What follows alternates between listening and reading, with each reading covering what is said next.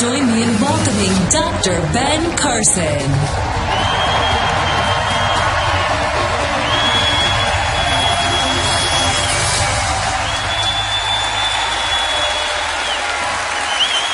Thank you. Thank you. Thank you, everyone. Thank you.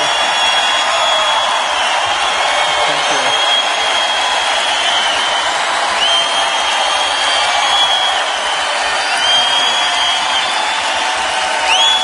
Thank you so much. Thank you. Thank you. All right.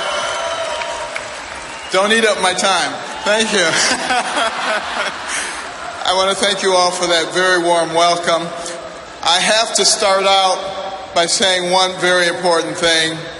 I'm not politically correct.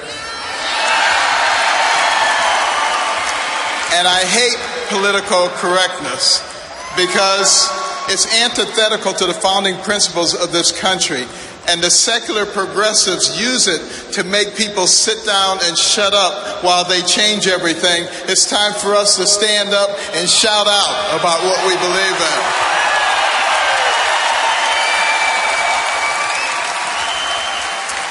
You know, I devoted my career to studying and operating on the human brain. This remarkable organ defines our humanity.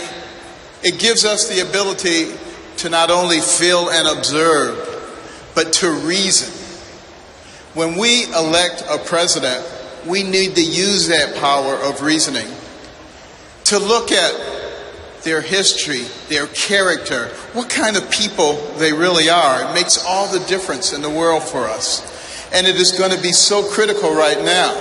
We must resist the temptation to take the easy way out and to passively accept what is fed to us by the politically elite and the media, because they don't know what they're talking about, but they have an agenda. Now, we must also be weary of the narrative that's being advanced by some in our own party. The notion that a Hillary Clinton administration wouldn't be that bad, the effects would only be temporary. You know, that it would only last for 4 and at most 8 years. They're not using their God-given brain to think about what they're saying, because it won't be 4 or 8 years, because she will be appointing people who will have an effect on us for generations, and America may never recover from that. That's what we have to be thinking about.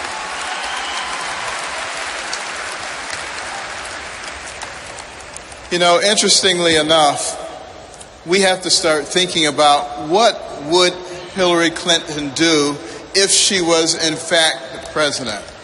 She would appoint Supreme Court justices, she would appoint federal judges, and that would have a deleterious effect on what happens for generations to come. Not only that, but she would continue with a system that denigrates the education of our young people, puts them in a place where they're never going to be able to get a job, where they're always going to be dependent, and where they can therefore be cultivated for their votes. This is not what America is all about, this kind of deception. And this is what we, the people, have the necessary obligation to fight.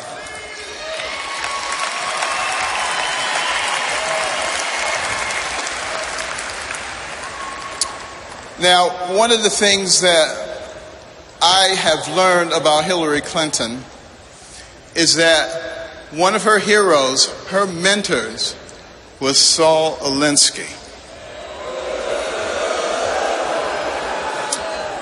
And her senior thesis was about Saul Alinsky. This was someone that she greatly admired and that affected all of her philosophies subsequently. Now, interestingly enough, let me tell you something about Saul Alinsky. He wrote a book called Rules for Radicals. On the dedication page, it acknowledges Lucifer, the original radical who gained his own kingdom. Now, think about that.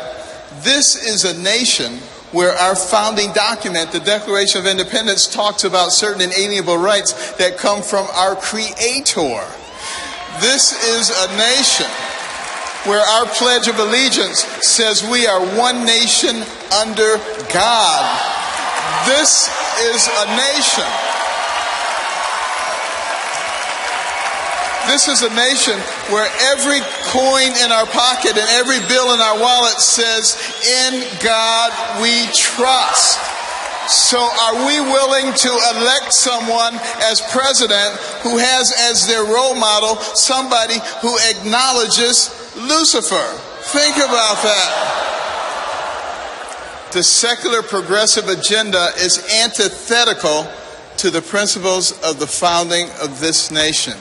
And if we continue to allow them to take God out of our lives, God will remove himself from us. We will not be blessed, and our nation will go down the tubes. And we will be responsible for that.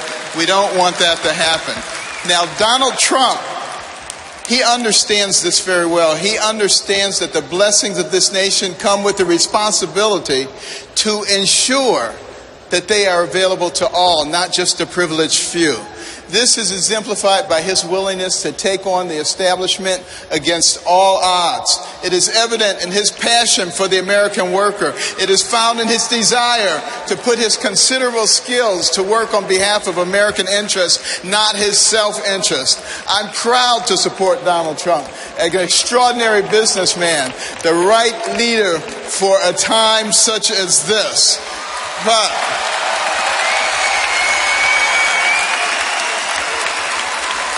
But you know what? It is not about Donald Trump. It is not about me. It is about we, the people. And Thomas Jefferson said that we would reach this point because we, the people, would not be paying attention, and it would allow the government to grow, to expand, and to metastasize, and to try to rule us.